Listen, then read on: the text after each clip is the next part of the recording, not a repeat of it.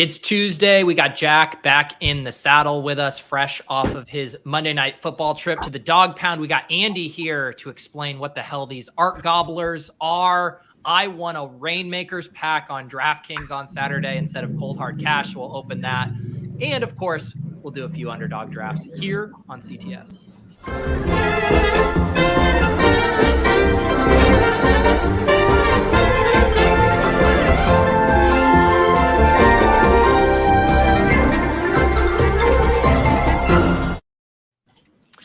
Welcome to Club Top Shot. Busy day today, fellas, on the NFL trade market. My God, I don't think I've ever seen an NFL trade deadline quite like this. It's fun. It's fun when there's action. They took a page out of NBA's book. It did feel like an NBA trade deadline where they just kept coming. And like none of them were, I would say, massive for fantasy specifically, but it was still fun just to get all of those hits of dopamine. Yeah, it felt good. I feel like the Jeff Wilson one, I was thinking about it yesterday or on Sunday as I was watching football, and I was like, some people spent all of their free agent bucks on Jeff Wilson, and they have not been having a good time. And so it'll be interesting to see how that kind of plays out.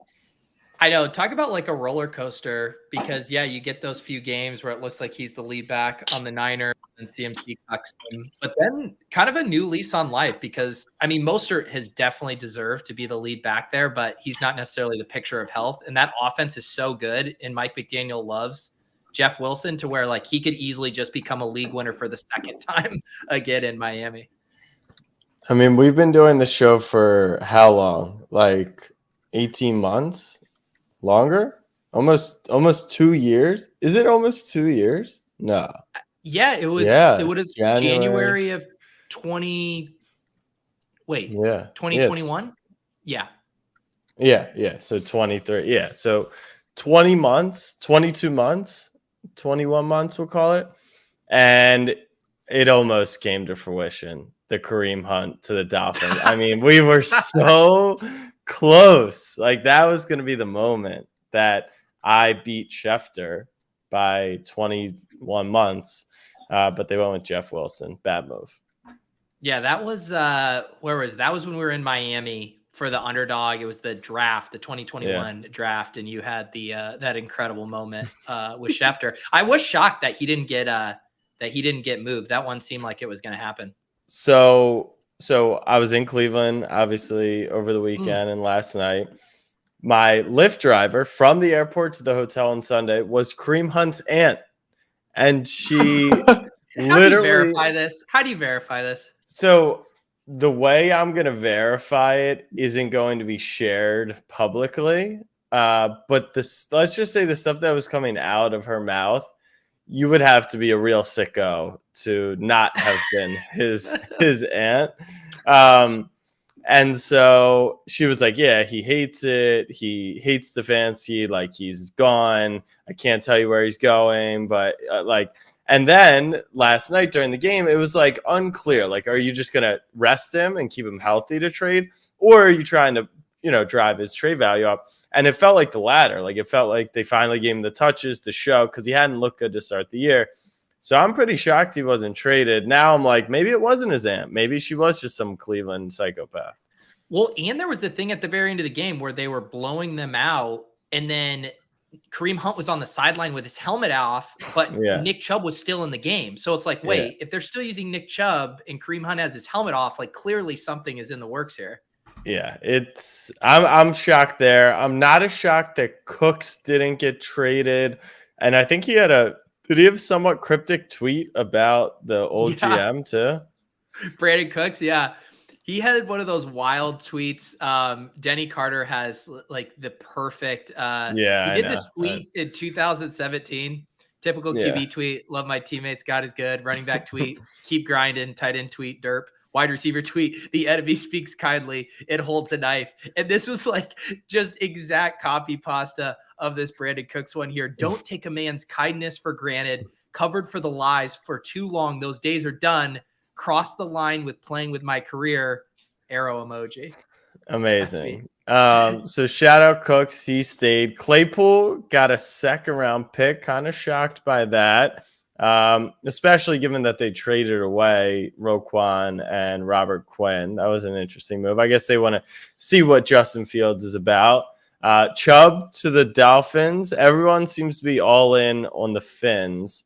I think they've built a nice squad, but do I trust Tua on the road in the cold in the playoffs? Not quite yet, but it was a fun deadline for sure.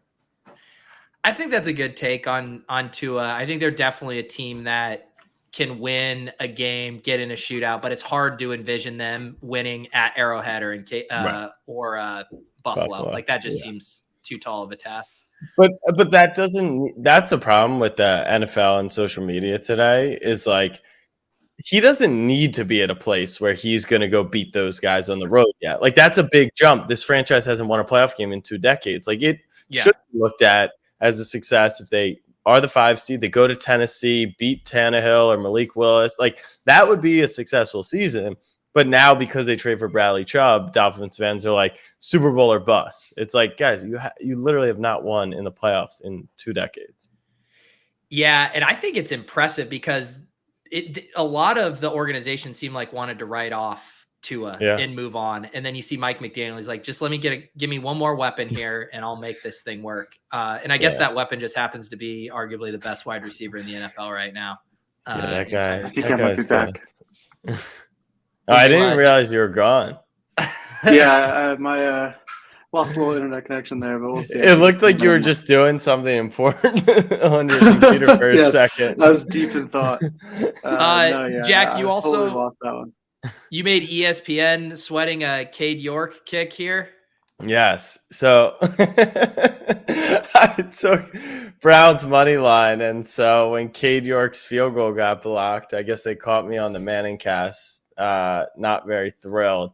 I mean, it was a roller coaster of emotions in the first quarter. Like Burrow led them all the way down the field through a pick, and then they get into field goal range. Like part of it was the fact that I couldn't decide: do I just bet the Browns all pregame or save some in the chamber in case they go down?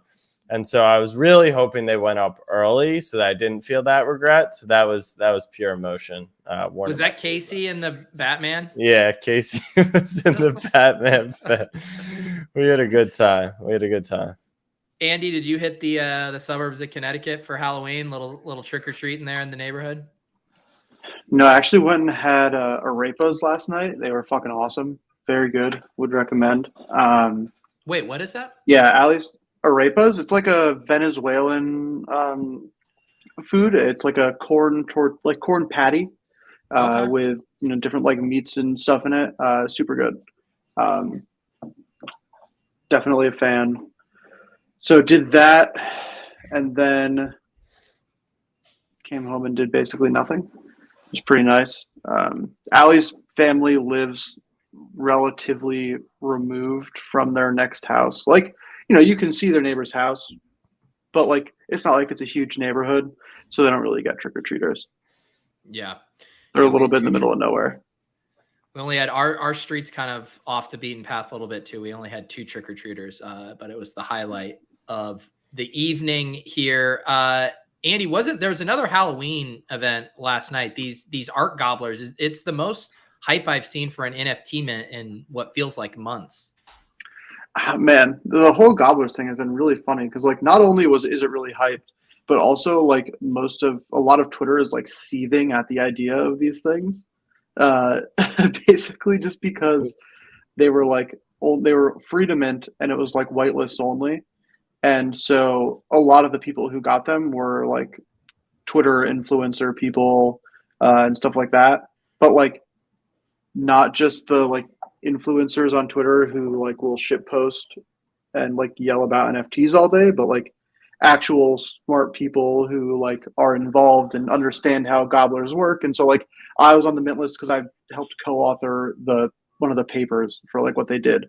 And like the way that you got onto the mint list mostly was like to be active in the Discord and like draw art or help with like their research and like the math that they were doing for it. And so people were just really mad and they were all like, who are all these people that minted and why is the price so high? They have to be inflating the price. But really like just the people who ended up minting it are people who are really active in crypto and have like probably done pretty well for themselves and really like Paradigm and Justin and don't want to sell.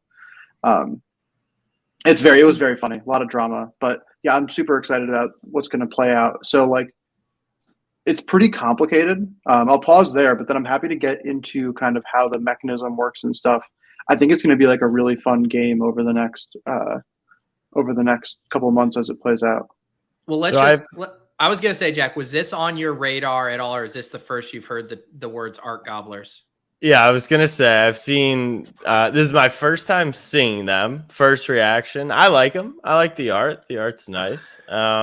Second reaction is I saw a little bit of chatter on the timeline. I saw people complaining about the fact that it seemed like all the influencers were pumping them / they got the spots, and it seemed like a correlated attack on the layman.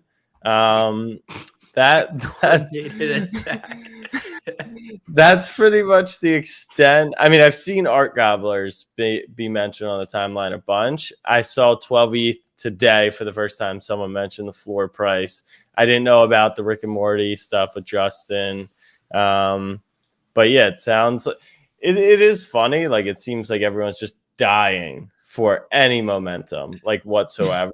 But this seems like actual momentum on this specific project, not necessarily the entire thing. So yeah, give us the full breakdown of the tell us about what's going on here with the math, or why there is so much kind of interest here.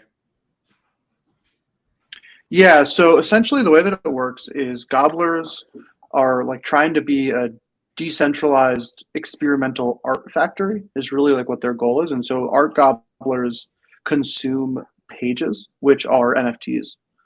So like some people, they call them pages. So for a little bit more context, you can basically take any NFT that exists essentially and deposit it inside of an Art Gobbler, and it gobbles it. And so the idea is that from there you would have like kind of this like factory of art that's being created, or people like maybe your gobbler becomes really rare because you commission a piece by, you know, someone super famous, X-Copy Beeple makes a piece. Yeah, Beeple. And so every art gobbler generates goo. And so goo is like the unit. The best one is number 69. I'd recommend checking that one out. Goo is the like unit of account inside of the like Art Gobblers ecosystem. And so if you just click on one and then replace the URL, the ID in the URL is 69. That's my favorite way to do it. But so the way that it like ends up kind of working is your gobbler earns goo, but the more goo you have, the more goo your gobbler earns. And it's like this crazy fucking math system where it like actually is really beneficial to like collude and work with other people in order to try to all earn goo together. So you are trying to fuck the layman. Oh yeah, we're gonna ruin them. No. And so it's like this really crazy, intense like math game, and like there's a lot of game theory that goes into how you play it to try to optimize your goo production. And so it's just like this really fun, weird thing where you'll have like, you know, the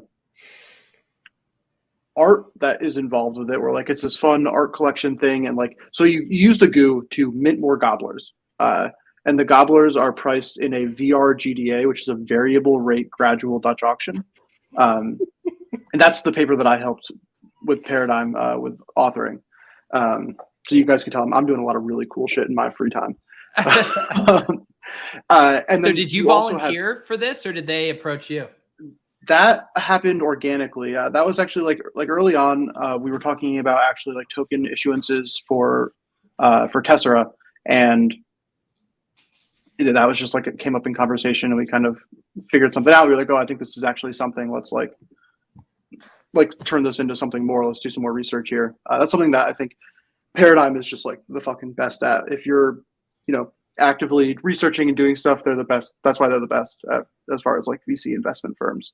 And so then like we had a call with Justin and talked with him, and that was really cool. The dude's fucking insane. seriously like not okay. He's a crazy person, but super nice. And then yeah, so that's how you like mint more gobblers, is you burn your goo in this VRGDA to buy more gobblers. And so the way that a VRGDA works, it's called a variable rate gradual Dutch auction. And so essentially there's like infinite, well not infinite, there's like 6,000 or so art gobblers basically on like a pricing curve where every gobbler you buy increases the price of the next gobbler. And then alongside that, they have a target issuance rate. So they basically say like, we're on this pricing curve and we would like to sell one gobbler every certain period of time. And if we're selling more than that, we're going to increase the price. And if we're selling less than that, we're going to decrease the price. So basically they have like a goal to sell over the next like 10 years. And if demand is really high, the price is going to spike. And if the demand is low, the price is going to start going down. And so it's like this really novel mechanism that kind of like adjusts the price over time, like with kind of the like organic demand of the system. So it's going to be really, really interesting to see how that plays out. And then like the last part of it is there's also paper, or pages, which is basically they made like a drawing tool where you can commission artists to come and draw stuff for you on pages. And those also cost goo.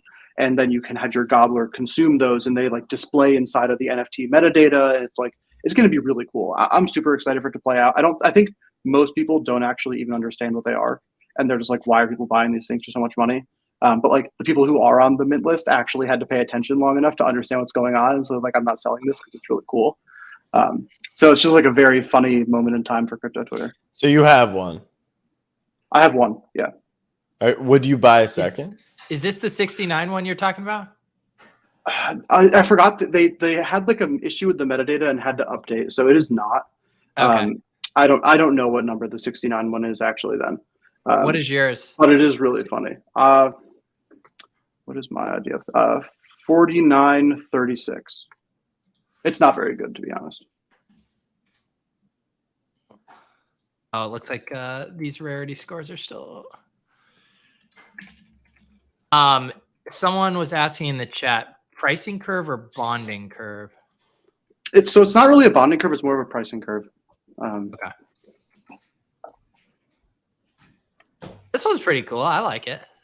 Is that Andy's? Yeah, I really wanted more like a dick in it. Like there's ones where like the legs and stuff are dicks and all that. That kind of stuff is fun. Ghost of Greg Oden wants financial advice. He's been debating one, no whitelist. Andy's putting him over the edge, and he wants you to shove him over the edge with financial advice right now, Andy. So what I'll say is essentially everyone who I've talked to who's been on the mint list is like at the same time, the price of these is fucking insane, but also I don't really want to sell. And so really, really not helpful financial advice. I was planning to buy more, but not at the price that they launched at. But I have literally, like, I think it's one of those like moments in time where I really have no idea how it's going to play out. And like anyone who's telling you they do know how it's going to play out is probably lying to you.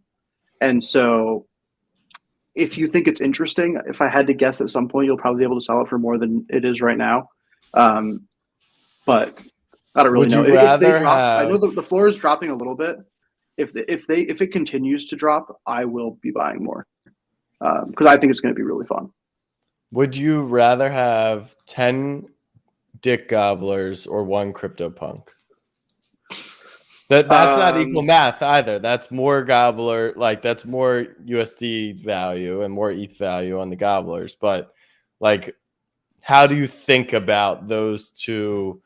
Like, is one a collectible, one's a game theory, that type of community? Like, talk us through like your mindset. Yeah. So I would say I would rather have the 10 gobblers because I think that like I could probably I think that I'm going to do a pretty good job with the like game that is Art Gobblers.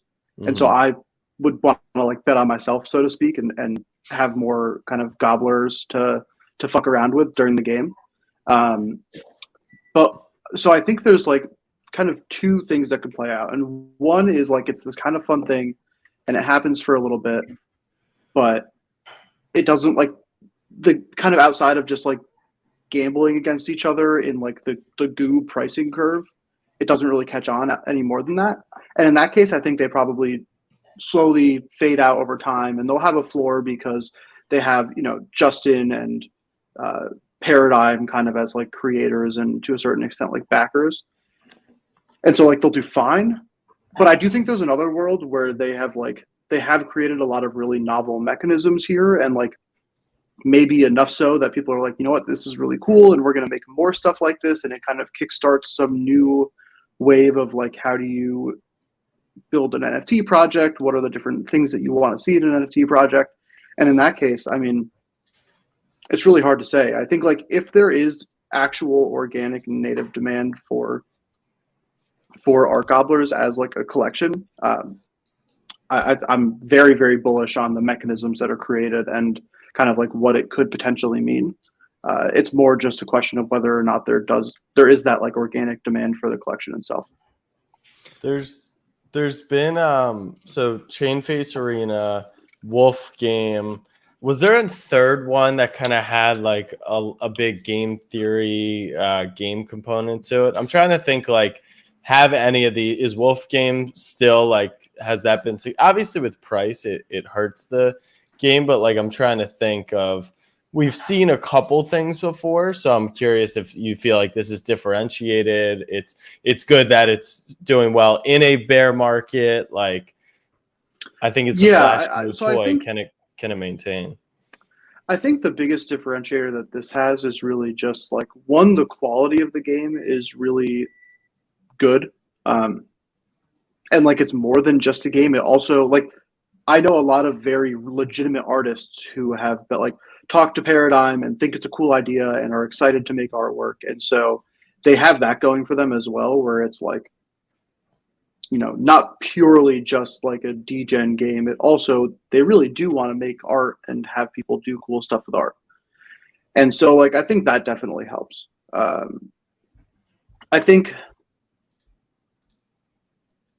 I think that's probably the biggest thing. And then you also just have that it's like, it's Justin Roiland. It's not some random anonymous dude on Twitter making the art and all of that. And like, he does have, his name carries serious weight with it. And he's not just going to like throw his work and his name behind anything. Like, I know they've been working on this, but the first call I had with them about this project was probably in March, maybe even earlier of this year. Like, they've been working on it for fucking forever. I don't know if this project can succeed. If Lady Ape is saying, I'm so disturbed by Gobbler 3691, I just sent it to Pete in the chat. I feel like you got to be way more disturbing to like really have success at this level. Like this one, it's not the prettiest guy in the world, but like I've seen. The cum is a nice touch. Oh, where's that? The leg. Oh, that's his penis. Yeah. Okay. All right. Yeah. Now I see it. A little. But still, I think it could be a little fucking freakier than that. I mean, if we're going to do freaky NFTs, we got to talk about the Beeple. Right. Yeah. Like that right? shit. That shit, that's a feed stopper, as I would call it. That is a feed stopper. I've never heard that before. That is, yeah. You're scrolling your feed and you're like, "Holy shit!" This guy. Maybe you're looking at the profile picture of him, but like, this guy's not stopping anyone's feed. The crypto tech pub is crazy. I mean, like, what? Where was this? Did he post it? Yeah. Okay. Like, what the? I mean, sorry, this is no longer. It's one of the best things I've ever seen.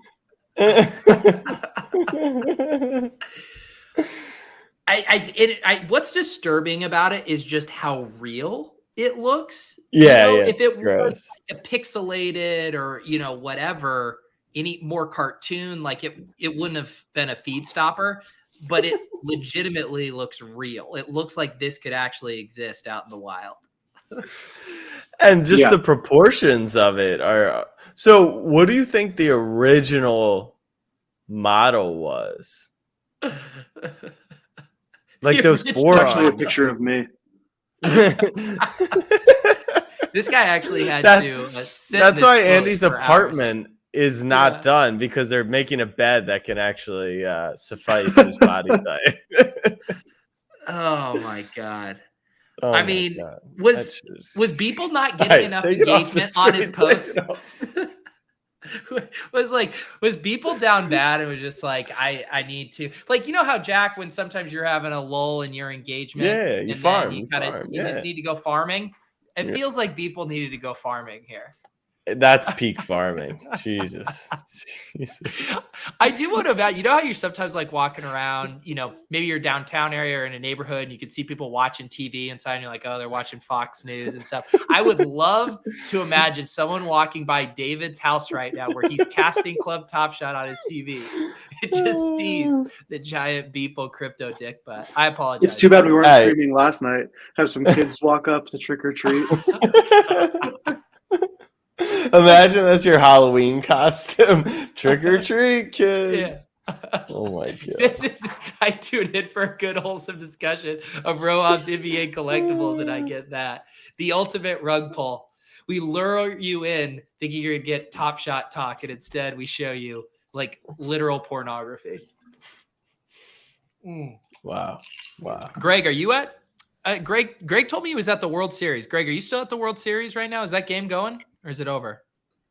No, that game's going on. I mean, Greg, are you on Club Top Shot chat, YouTube chat from the game?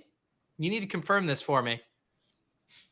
One other thing I was going to ask you about this, Andy, with the attention to this project. Do you think it is like, do you think it's unique in that, or that it is signaling more interest in NFTs, things picking up, or is it just such a special project that it could be launched in a bear market and have attention?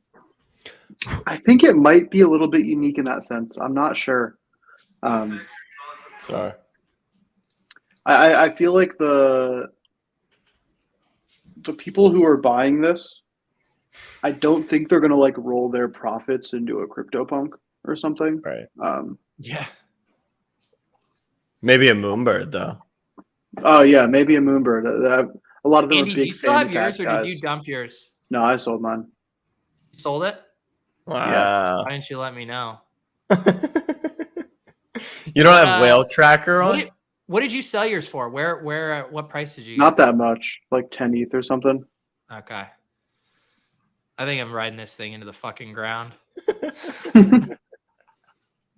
Although I think my boy K Rose. What'd you get it for, though? What'd you get it for? 2.5 ETH, I think was. That's the crazy thing is like, you know, you're still up multiple thousands. Yeah, you guys don't want to know what I bought mine for.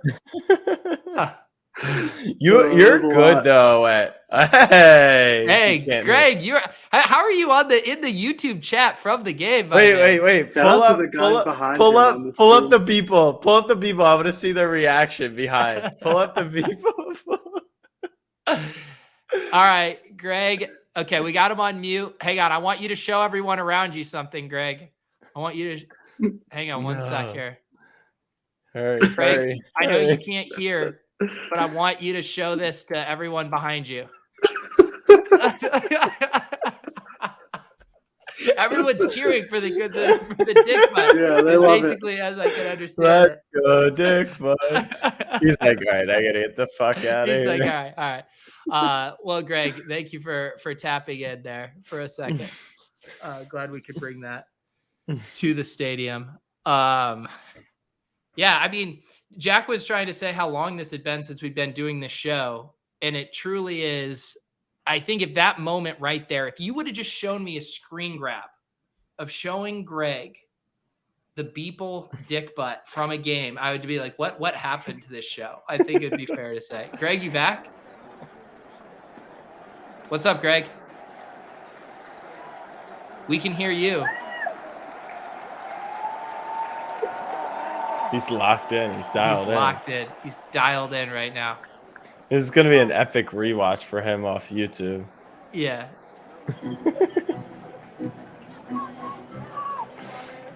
Greg says, I take back all my comments on Jack not being able to turn the camera around. Greg is desperately trying to flip it. About Jack not being able to turn the camera around. Just turn the phone. Just turn the phone. Turn the phone. I'll do that. Yeah. Okay. There we go. Wow. Wow. Bear market seats down bad. Sorry, Greg. Do it again. Let's go, Ranger. He doesn't want to swing. Wow. Is it, Greg, are they throwing batteries there? Are they booing Santa Claus? What are we doing? Shit. Yep. That's bullshit. How many hot dogs have you had, Greg? Bullshit. That's a strike. I feel like I'm at the game right now. Me too. I mean, you is real. imagine. I'm gonna go because this is way harder. Jack, any shit I've ever talked, I take it all back. Thank you. Thank you. Thank you. Thanks, guys. See you, Greg. So obviously, goes to Greg Oden trolling in the chat. This is the future of fandom. But Candy had a nice moment, a really nice moment I saw yesterday. They had like World Series tokens earlier in the season from packs. One guy won. Crazy thing happens with work or family, personal, and he could not make it. So he ends up either selling it or gifting it to someone in the community.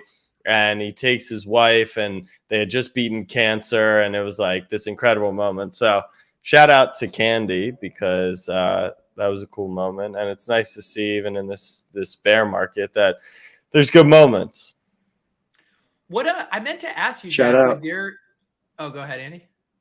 No, shout out to Candy. Good job, Candy.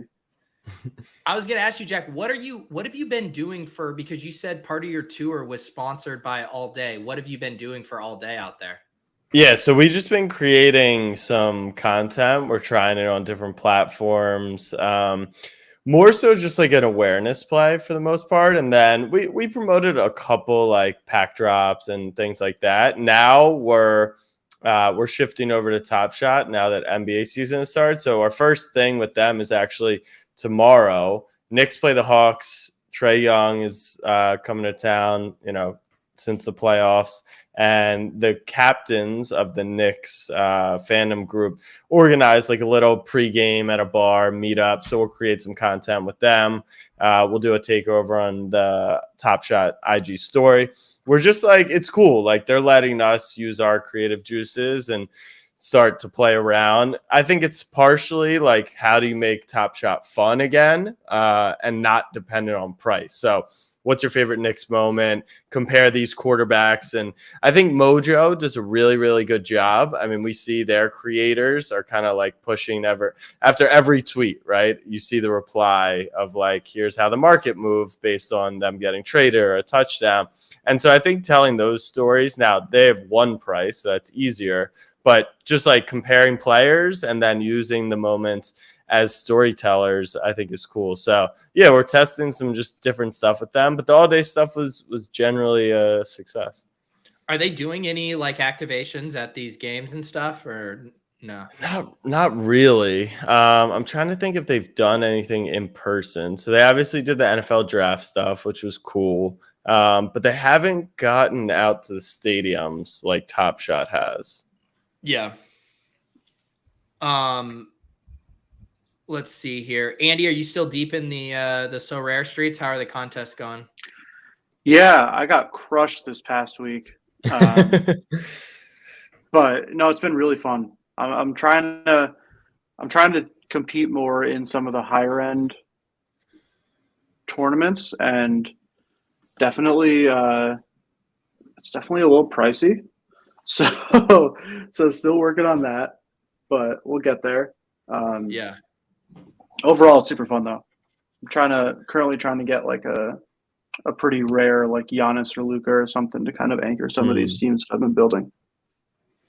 Yeah, I haven't gotten into So Rare yet. Just I think a little too busy, and I've been intrigued by So Rare for, over a year now. Like soccer's sneakily one of my favorite sports, if not my favorite. So I kind of wanted to, and that's what I found a lot of was like, you either have to spend up and like build that team, or you're just not going to be able to compete.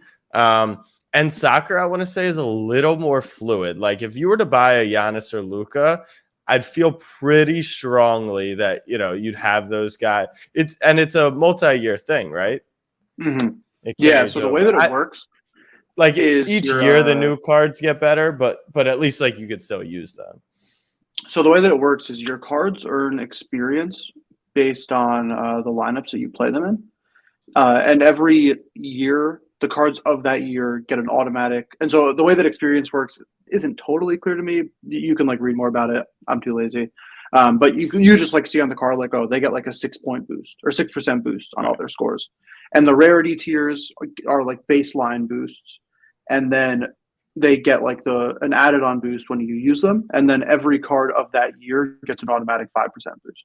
So if you earn 5% of experience from a card during a year, then it's just as good as the New Year's cards. Okay. You could even theoretically, if you were to, if you had a Giannis and you used it every week for the entire year, it probably would be even better going into next year. I don't know how it works with soccer, but yeah, I think it might be a slightly different model, but that's interesting. And speaking of that, how is Reignmakers held up? Is there like, I haven't heard of Reignmakers in a minute. Are they doing contests? Like, what's their deal? Well, I'll tell you, Jack. I had my typical sweat in DFS on Sunday on DraftKings, and I thought I was going to min cash. And apparently, what I won instead of cold hard cash was a Reignmakers pack. They have undercut some of the bottom end of the prize pool to shove Reignmakers packs down my throat. So that is one of the things we're going to do tonight, and maybe we should just do it now. Pete opens his Reignmakers pack. Yo, yo, yo, what up? It's DJ Pete Overzet. Welcome to the club. We didn't think things were gonna get popping tonight, but it's about to get lit. Behind door number 2, it's a 3-pointer. 13-25, Kevin Durant.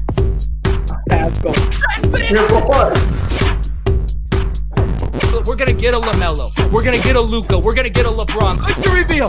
Let's go. God damn it! I don't need another layup. To the window. To the wall. The De'Aaron Fox stripped down my ball. 293 assists. Everybody get their drinks. Let's get a cheers tonight before we open up these 9 packs. Thank you. Yeah, it's almost like I told Jack before the show, can I get a really natural segue to open my Reignmakers pack? I'd hate to force it, Has to be authentic. Has to be. Yeah, so I won this pack. The only other pack that I had redeemed was the free one that they gave out. And I think I actually flipped right away for $30. So, shout out me hunting that EV. So I won 2022 Elevate Rare pack. Rare as in there's 17,000 of them? I think. Yeah. So there's 5 cards per pack. Oh, you got a so there's 4 cores, and then I have a chance at a rare, elite, a legendary, not a Reignmaker. Here. I also have no idea. Okay, all right. Do you get music here with the Reignmaker packs? Okay. I need Kevin Hart commentating opening to make me satisfied. All right, there's. You got it. No. Well, you're guaranteed 1 rare. It's just what level of rarity is it? Okay. Hey, Claypool, Chicago Bear Chase Claypool. Chicago Bear Chase Claypool. I wonder if I can get this yellow, Photoshop to some Chicago colors there. Kenneth Gainwell. All right, we're tilting Andy right now by not quick revealing. Just saying. No, I've never seen the Reignmaker pack opening, so they've got quick openings. I kind of like it. Yeah, I mean, Jack, you of all people will understand this. I get this pack. I'm tilting my face off. Just another shitty DFS day. All I want is some money, so I don't have to deposit again. And I was like, by God, I'm at least getting some content out of this. I'm at least fucking opening this pack on Club Top Shot. So we're going to make a real meal out of it. Let's see what we got next here. Randall Cobb, that has to be the dustiest card in the ever. He would not know what an NFT is. If the player can't even comprehend an NFT, they're so old, they should not be able to be an NFT. I mean, I'm down so bad, man. This is I have to bank a rare here to save my season. All right. Can I get someone who's vaguely relevant? Okay guys. All right. Maybe you can come back here. All right. Someone in the chat, let me know if this is good. Please, one time, God, let me get even on DraftKings this year. No. No. I'm not sure you could have gotten the worst one. Are you fucking kidding me? And even more tilting is you lost your stack. You lost your stack with Claypool gone. Oh my God. I said Randall Cobb was the dustiest thing on the site, and then I pull a Mitch Trubisky rare. Hold my beer. Jesus Christ. I mean, this makes Sunday all the more. I had locked up a real min cash, a non-Reignmakers pack min cash, and then fucking Kenneth Walker scored a TD. I missed out on it by like a point. And what is my reward? A Mitch Trubisky Elevate Rare card.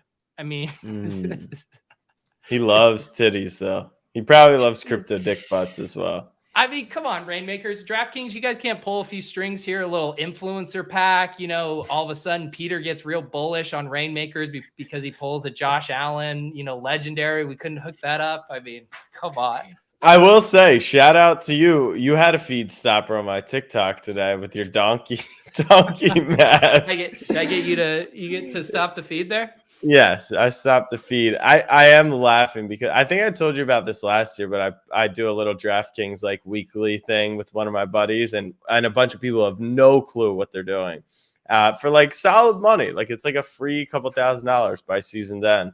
And, you know, we use some of the optimizer tools and we literally just play like those lineups, and those teams 3 weeks ago and 4 weeks ago, like, they scored 250 points. And so it makes your bit even funnier. So you just don't play the best plays, or like, what's the theory? Jack, I don't have time to get into it. You're just going to have to go back to watching my Monday morning streams while you're eating your fucking bougie ass brunches. True. Yeah. My best ball teams are down tremendously though. I don't know what happened. This is the state of DFS in 2022, and why I should just exclusively play Underdog. I spend hours and hours creating a lineup. I fucking nail the AJ Brown explosion spot. I get 40 points from Christian McCaffrey. And do you know what my goddamn reward is? $18 in pack value from Reignmakers. I mean, come on. The Trubisky rare is going for $3. $3? That's huge for you. Fucking dollars. My only out for this Trubisky rare is that the Colts sign him to be their quarterback next year. That's my only out. All right. Well, that was a great content play. Definitely. Great content play.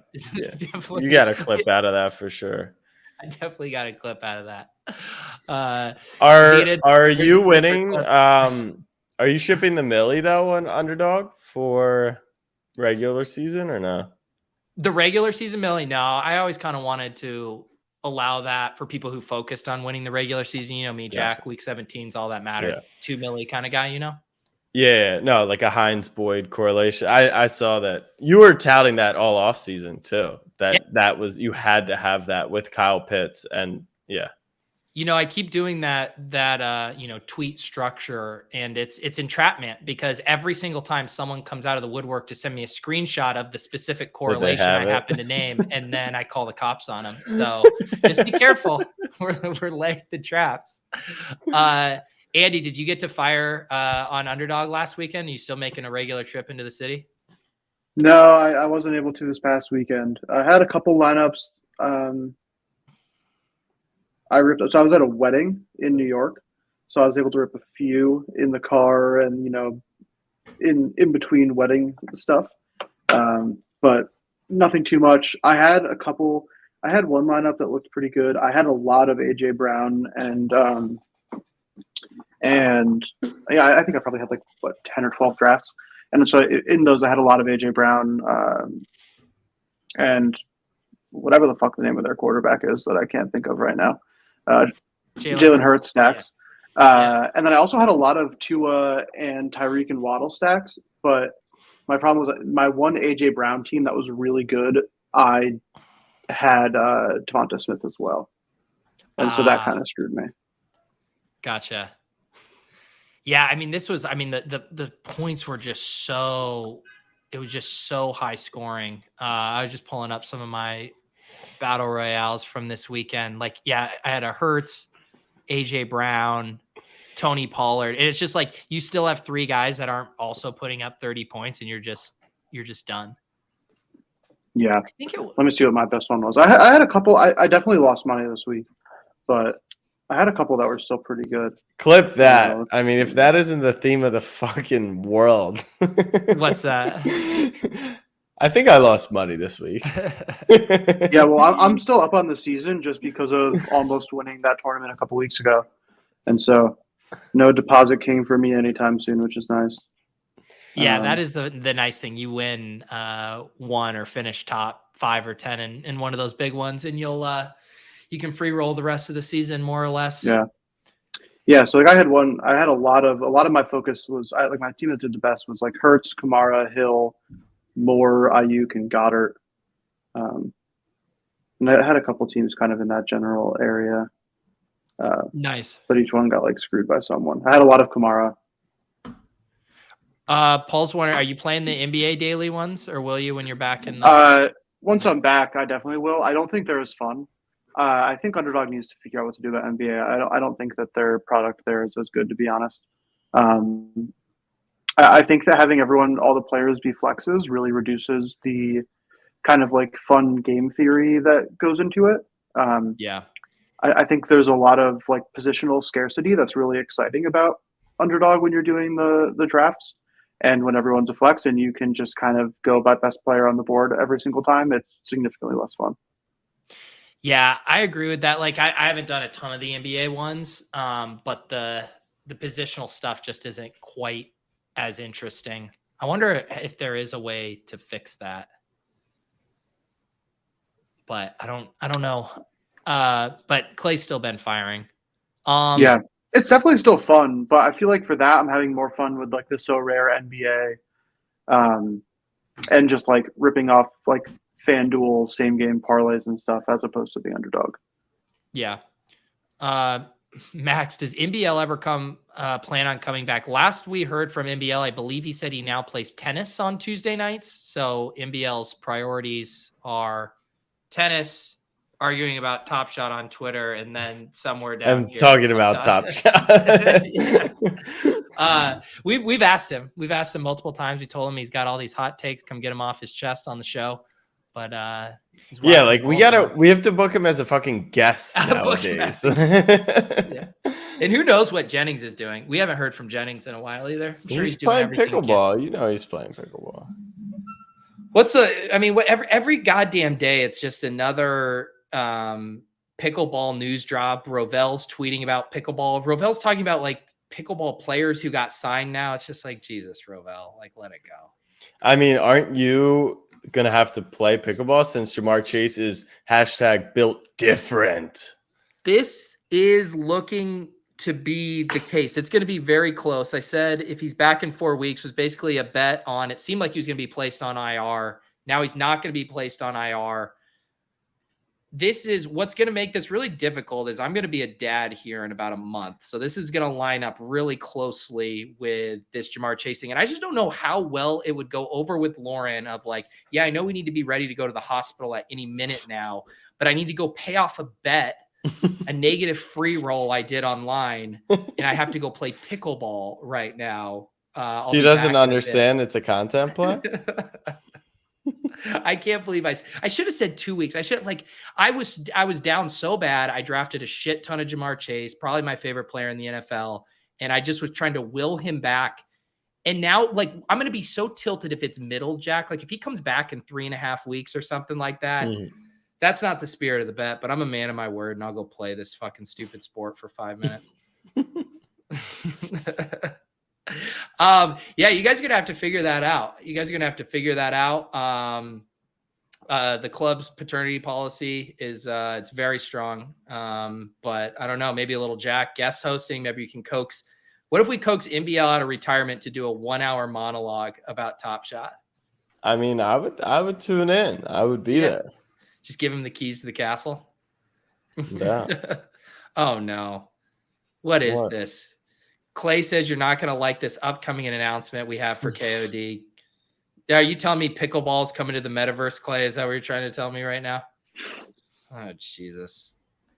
If this was a bull market right now, we would have already had like multiple 10,000 sets of pickleball NFTs. I guarantee you. For sure. I actually don't know what we have coming on the. Yeah, that's a great. That's the top. Rovell Schilling pickleball ticket stub memorabilia soon here. No, Rovell Schilling pickleball ticket stubs as NFT memorabilia. That's probably the top. But maybe Serena is because she just bought a Knights of Dijon, so maybe she's coming through with the big pickleball announcement. So Serena Williams. Serena Williams? Yeah, she's in the kingdom. Yeah, come on. Serena's. Will you tell her husband to deliver on his investment in the Moonbirds economy here, ecosystem? Why? Did he make a big investment? Yeah, I think he did. Yeah. That's funny. Yeah, we announced that, and we announced Bet to Earn. Bet to Earn actually should be pretty dope. Hook up to your sports book, get rewarded with token for betting on sports. Which, how the fuck does DeMar DeRozan not play in the fourth quarter? I mean, that just seems a little ridiculous. But what did you have? You had the over on his points? Yeah, and I was feeling really good about it, and then he didn't play in the fourth. Kind of bizarre. Not even a blowout. The chat is asking for a draft, and I am never one to withhold an underdog draft from. Yeah, I wouldn't want to do that to them. No, I would never do that. Andy, do you want to draft a goal line stand with me? Jack, you want to hop in one? Yeah, let's do it.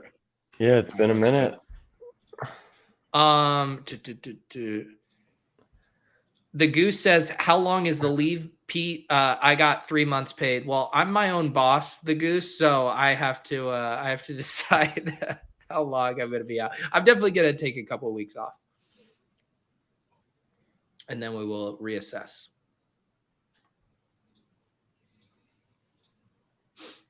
How long till you have a show co-hosted with the kid? Oh man, it's so like thinking about having the kid where it's like I just can't even. I feel like I'll be a completely new person. I feel like I'll think about things differently, and I can't even put myself in the headspace. I had a friend call me, and he's going to be in New England in the spring. And he's like, oh, so what do you think? Like, if I fly on Friday, I was like, dude, I have no fucking clue, like, what my schedule is going to be, what my obligations and responsibility. I literally cannot make any plans after December 1st. We're just figuring it out as we go. Feels like a 101 for me, honestly. Or not. What did you get? 10. I'm a badge bro, though. That is incredible that you're a badger. I feel like they juiced that on the back end. What's it even mean? What is it? It just means that you've either been successful or you've spent a lot of money on Underdog, one of the two, and we know which one that is for you, Jack. I mean, I've shipped multiple tournaments this year, so I don't want to hear it. Ew, drafting Allen Robinson, I'd rather die. Yeah, we got Magnus touting A-Rob. As someone who played Van Jefferson last week and got a bagel, I don't think I'm rushing back to the Los Angeles Rams well. All right, Pete, I have a question for you. How do you evaluate your fantasy advice on, like, Breece Hall? Smash. I mean, Jack, like, I'm willing to take my L's where I need to. I fucking whiffed on Josh Jacobs. Breece Hall was going to be a league winner. I mean, just smash of all smashes. Yeah. Yeah, he was so fucking good. But all right. Fair. What happened with Josh Jacobs? Like, how are we all out on Jacobs? Because Zamir White played in that preseason Hall of Fame game? Or it was just like narrative after narrative. They didn't pick up his fifth-year option, new coaching staff. They like Zamir White. They're playing Josh Jacobs in the preseason game.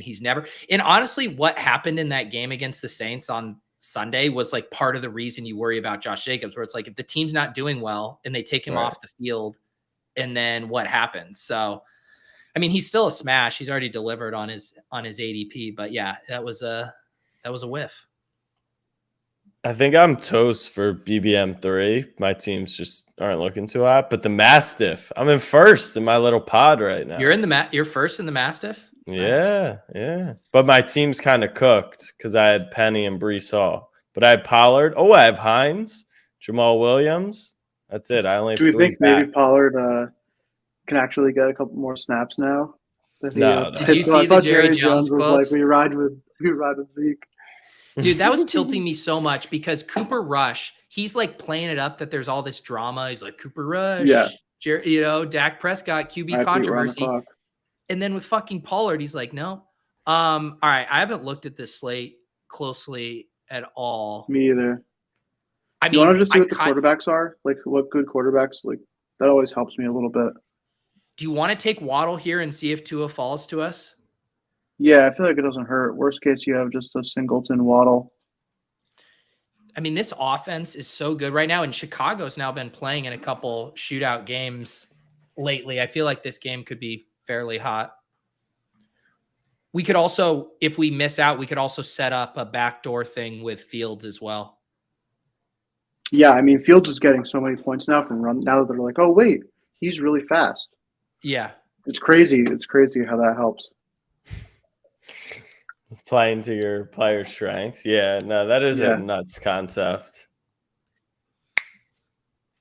What did you do, Jack? ETN? Yeah.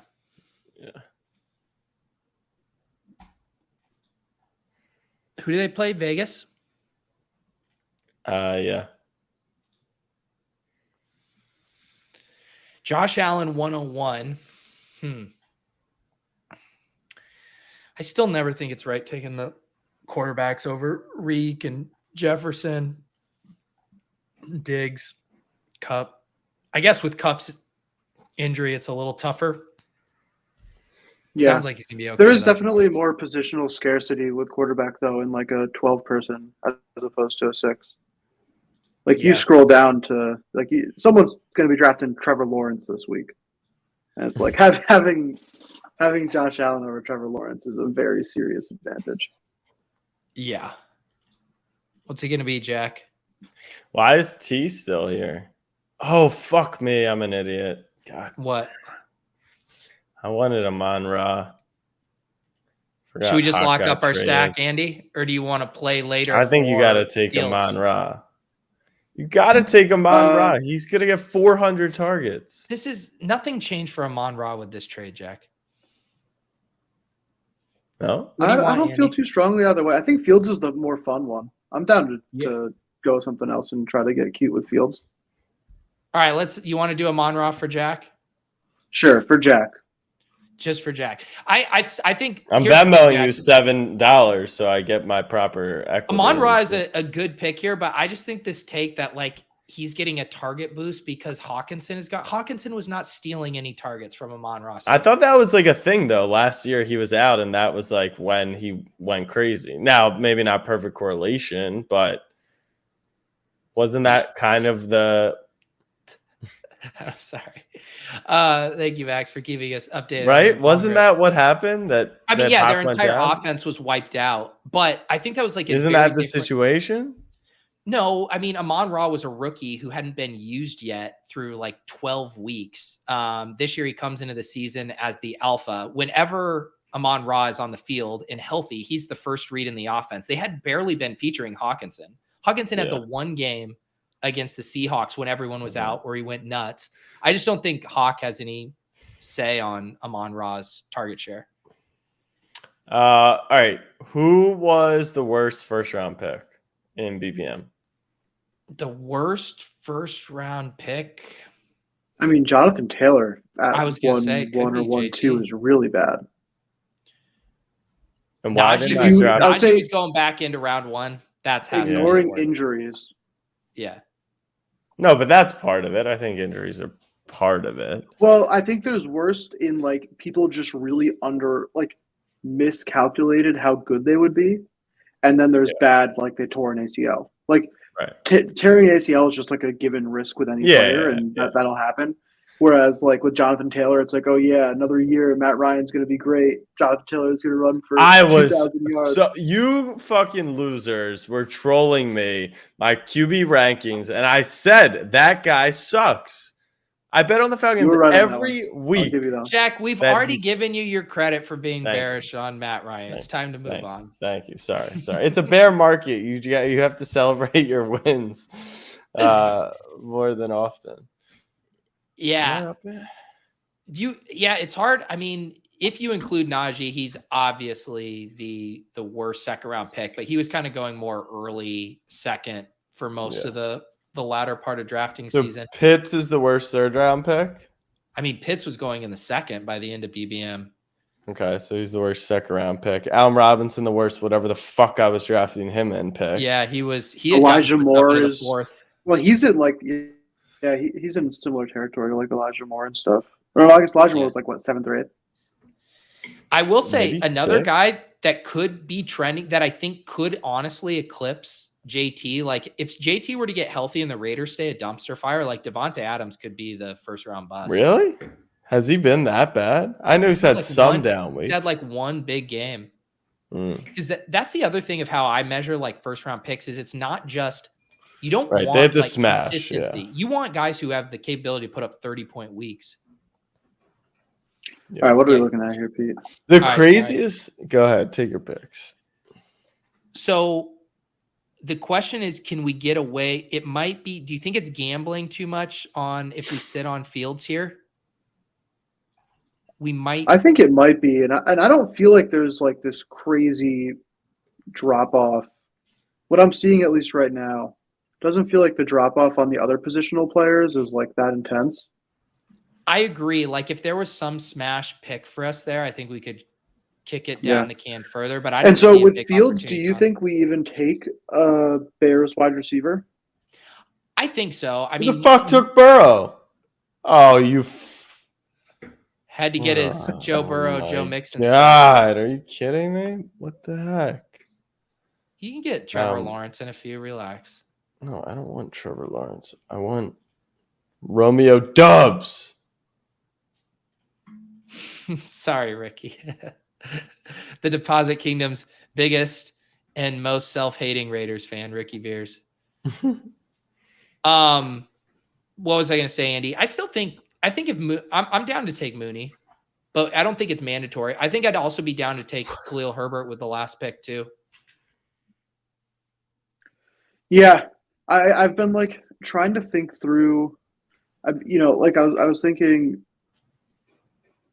how feasible it is with a guy like Fields to punt the correlation stack. And it's like, in a world where Fields is on a lineup that is winning, I feel like the narrative that they won because he ran for like 150, you won because he ran for 150 yards and 2 touchdowns is more realistic than the narrative where he threw 2 passing touchdowns to Darnell Mooney.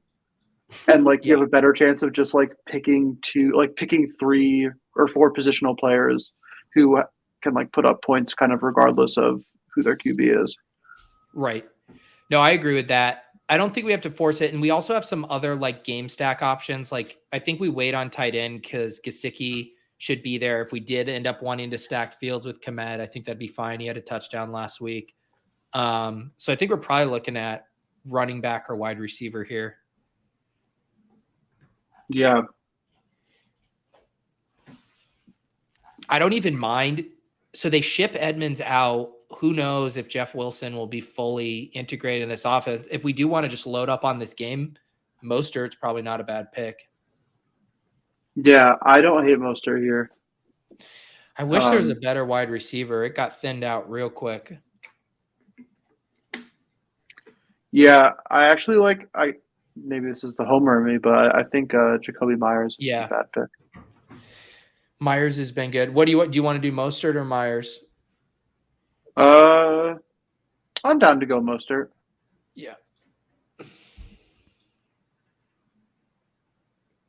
I love that he still doesn't even have the Dolphins jersey on in his photo. He has the Niners jersey. Yeah.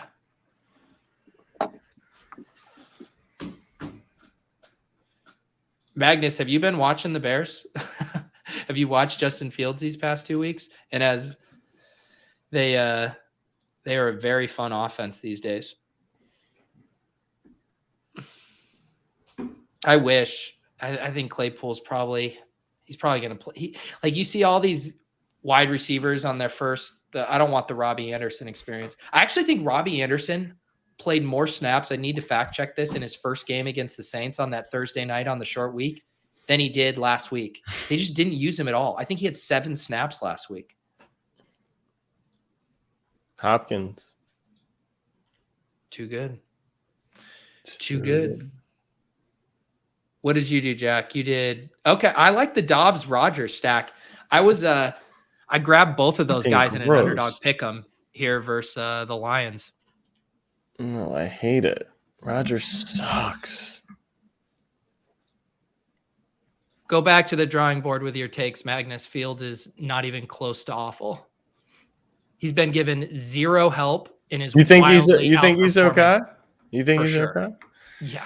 Again, has anyone been watching? Just no, I have. He diced up the Patriots, but and then obviously Dallas, but he's just not a good passer of the football. Oh yeah, I mean he doesn't throw the ball very well. Yeah. So you're talking from a fantasy perspective, of course. I literally give 0 shits about real football. I only care about fantasy. Yeah, I think that's where maybe there's a little disagreement in the comment section. Like I just don't think he's very good. Obviously, what they've put around him has not been fortunate for him, but like it reminds me a little bit of the Zach Wilson hype, where people are like, no, he's good. He's the franchise guy. It's like, what? He's averaging 150 yards a game. No, I mean, Fields is a top 10 fantasy quarterback going forward. And the Claypool thing only helps. Yeah.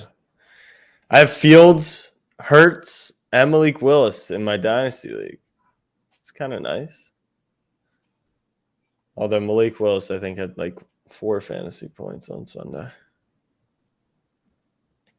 There's only probably 2 to 3 quarterbacks right now in the league that are, project for over 50 rushing yards on a weekly basis. Hurts is still doing it.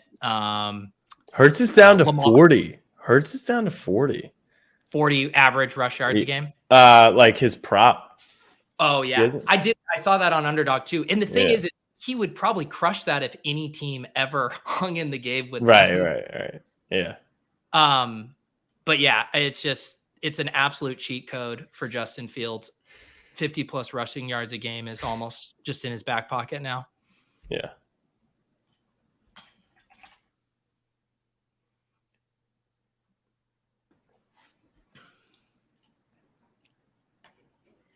Let's see that Jacoby goes there, Andy. He has been playing really well.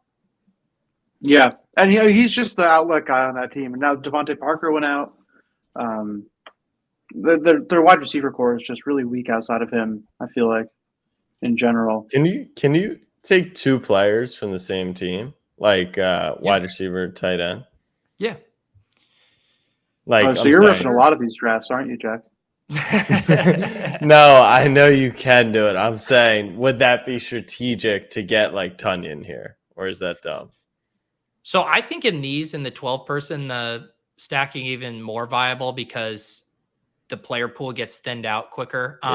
Andy, I think we should stack him up with Mooney here. What do you think? I mean, yeah, considering that he's just the best player on the board, I don't see why not. And we're going all in on this game. Like if Mostert and Waddle are hitting, we probably need. Yeah, agreed. And then we can. If it was one of those situations where we were reaching down to get Mooney, I wouldn't feel as good about it. Like I think in the 6-man, if we were doing a 6-man draft, I'd be way more interested in trying to construct a lineup where it was like 3 stud wide receivers, and then you just take Fields as a flyer because you can't, like, you just don't care about stacking them. But in this construction, I like it a lot more to have Mooney. Yeah, it's just easier, like in the battle royales when there's 36 guys, like it's easier to hit a 6-leg parlay because, or, a 5-leg parlay because the players are so good in the top 36 or whatever. But when you go 72 deep, the correlation, I think, helps you identify, especially on a slate like this. Definitely looks like a much worse slate than last week as far as the games that have potential to soar over the total. In Miami, just if there's one constant this year, it's Miami playing in these just drunk shootout games. The real question is, how far do we push it if Gesicki's still available for us here? I mean, the Bears could let up 1,000 points. They don't really have anyone left.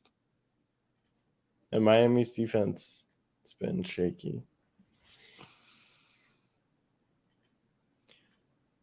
Do you like any other what are you going to do here, Jack, with your last pick? You got your Green Bay stack. Yeah, I'm in between Khalif Raymond, just fucking balls to the wall. Garrett Wilson, I think Buffalo's going to kill him, but I would love to see him in garbage time. And then just like Drake London being there is just like undeniable talent. What should I do? Raymond? I think I would probably take Garrett Wilson. Yeah. Okay. I'm fine with that. What tight end do you think we should take, Andy? You could take the risk. It on feels Waller a little bit if gross. he plays. Yeah, it feels a little bit gross to take Gesicki. I feel like 3 players from the same team feels like too much for me.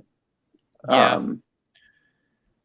Yeah. What's the deal with Waller right now? What is his injury designation say? I didn't hear an update on how close he was to actually playing. I feel like Gesicki goes anyways here. I'm inclined to take Waller and then just set the maybe just I think set so it too. as like Komet. Or you know what? You can just set it as like Moreau too, and just if he's out again. Man, this is how many tight ends got drafted in this? Was it just 6? Look at how gross this tight end slate is. 1, 2, 3, 4, 5, 6, 7. Okay, so some people 8, 9, 10. Okay, so but that whole second to last round was just people trying to front run. I feel like no one's taking them because they're really excited about that player. They just don't want to get stuck with the even worse next tier of players. You have to take one, right? Yes.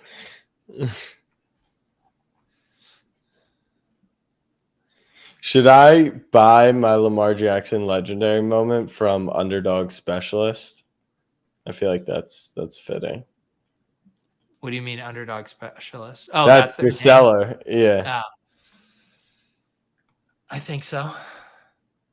Who took 2 tight ends in this economy? Crash Rich? Come on, man. Diggs, Tua, Godwin, Swift, Ingram. Yeah, no, that's a good team. A beautifully uncorrelated team. All right, Jack, you wrapped up with Tunyon and Garrett Wilson. Do we have it? Who else was in this draft with us? Mookie, Kupp, Kyler, Lockett, Zach Ertz. Oh, yeah, he was tilting the Rondell Moore snipe and had to settle for James Conner. Tyler Algier late. Oof. It's unfortunate. Yeah, that hurts. That hurts. Ricky's tilting that we took Waller. Don't think of it as Waller. Think of it as Raiders tight end. That's who we took. All right. Fun time as always, fellas. Jack, any other final thoughts, stuff going on in your world? What are we doing? Where are we? Oh, I'm going to the NASCAR championship this weekend. Did you see that stuff? Did you see what happened at the end of the race? No. Pull this up. This is actually kind of crazy. Actually, what do I search? I'll pull it up. Right. So the format is 4 drivers qualify for the championship race this Sunday. They race amongst like the normal field, but you have to like qualify based on points, all this stuff. So let me see if I can just find. All right. So Ross Chastain is like in 5th essentially. And it's on the last lap. Like he's dead in the water. This is the first time in NASCAR like history that anyone has attempted this. And watch what happens. He's this red car in the back here. So he straight up drives into the wall and rides the wall, like intentionally almost crashes his car, which keeps him at a high speed as everyone else is trying to like round that corner. They set like every single driver was like, that's the craziest thing I've ever seen. We only have ever done that like in video games because you know it would work, but you would never like intentionally crash your shit. And I guess the situation just made him go for it. And he passed the guy in fourth. So now he's in the championship. And now it's like a huge like touch point because it's a super dangerous move. Like he could have gone through the fucking wall. That's badass. It was so badass. Like every drive. Can you play it again? I wasn't watching. Yeah, can you play it? I did I need to see No, it goes fast too. Wow, he goes by everyone so fast. Yeah, here I'll let me play the 1 second. Let me play the reaction from the drivers is actually the coolest. It's outside of you. Yeah. Can you see, is my sound? Actually, I don't know if I clicked. Yeah, the sound was on. Okay, all right, cool. Outside. Holy cow. I guess it does work. Holy do you see that? Oh my god. Wow. The Logano's in the final with coming to the checkered flag. I can't believe what I just saw. That's literally the coolest thing I've ever seen in my life. That was straight video game. That was incredible. Watch one ripping the outside wall of the fence. Holy unbelievable. Wow. I'm pretty sure he got in with that. That's the damnedest thing I've ever seen to one done. What's the one doing? He was trying to hold it wide open and go. He did it. That is insane.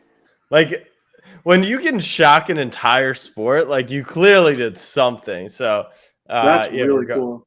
Yeah, it's fucking dope. So I'm going out to Phoenix Sunday, cover the final for them. Is this the guy who did it? Yeah, Chesty. Played a lot of NASCAR 2005 on the GameCube with Chad growing up, and you could get away with it. And I never knew if it would actually work. And I did that when I was 8 years old, and I grabbed fifth gear. I asked off of two on the last lap if we needed it, and we did. I couldn't tell who was leading, and I just made the choice. I grabbed fifth gear down the back and full committed. Once I got against the wall, I basically let go of the wheel and just hoped I didn't catch the turn 4 access gate or something crazy, but I was willing to do it. And played a lot of. Dude, how crazy is that too? Where you always hear like these NFL coaches who have awful clock management, and how it's like if you just played a shit ton of Madden, you'd actually know. Right.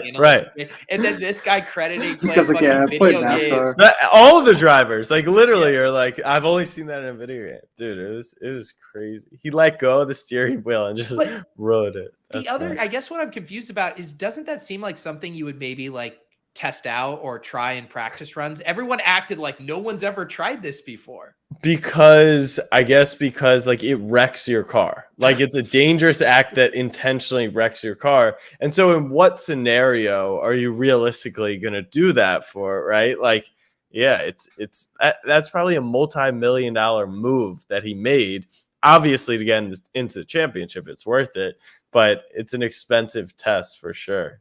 So now is it a copycat league? Or are we going to see some other? Well, so I talked to 22, which is the first guy who reacted. He's in at Logano, and I actually got to talk to him today. And I asked, like, all right, what? Because he spoke out, and he had a cool viewpoint of it. He was literally like, that was the coolest fucking thing ever. That could be a disaster for the sport because it just opened this can of worms that like they have to make a statement saying, and he's like, they probably won't put anything into effect between now and Sunday. So yeah, I don't know. Maybe someone will try, like for the championship, of course someone might try it, but he said like, it's a risky move. And for the fans too, who are on that sideboard, but yeah, that's nuts. It's wild. Absolutely wild. You know what? I think it was a marketing stunt to try to wrestle back some market share from F1 after the success of Well, their. that's what I said to him today. I was like, F1 is having this insane blow up, all because of the drivers and the documentary this season was terrible. Like Verstappen just mauled everyone. Ferrari was a joke. The racing isn't competitive like that. Like it's just the top guys based on their car, it feels like. And they had like one of the sickest moments in sports this year. Like that, now that you've seen it, you're like, all right, I understand how crazy it is. So how do you almost encourage like behavior like that? But the safety and all the complexities that go with it. Wow. I can't believe I missed that. That's wild. Andy, anything else going on in your neck of the woods before we head out here? No, not too much. I think we covered all of it. Oh, we didn't even talk about Steve Nash getting fired. Oh yeah. Well, Pete doesn't. If it doesn't affect his fantasy, yeah, Pete well, I was kind of like, hang on, we got all this NFL trade deadline stuff. Get out of here, Steve Nash, for a second. Trying to. The only reason Pete knows Steve Nash is because he has his throwback moment, his run it back. Is that true? It is true, and also because he looks vaguely like J.E. Skeets. Those are my only touchstone points for Steve Nash. Yeah, Nash out. I think that's hilarious that they're going to blame it on him. They lost again today. Kyrie had 4 points. Ben Simmons out with an injury. Just one of the biggest clown shows of an organization I've ever seen. So I hope Nash, I wish him success. He's not a great head coach, it appears, but they also didn't give him a chance. Yeah. How's that affect your season tickets, Andy? They come down on the price. I do not have season tickets, sadly. No, I thought you had the courtside seats for the Nets. Now, I lost the bear market thing, Jack, is it true that you let Clay go to your Knicks seats and then he got so belligerent and thrown out that you actually now had your tickets confiscated from MSG? That's a good question. I haven't been back since Clay sat in the seats. I'll be there tomorrow night if Jimmy D lets me in the building. I tried supporting the Knicks in Cleveland behind the bench in my Batman suit, but it didn't work. Mitchell scored 38. We'll see if I can affect Trae Young tomorrow night. There you go. Appreciate all of you guys hanging out. We are here every Tuesday night.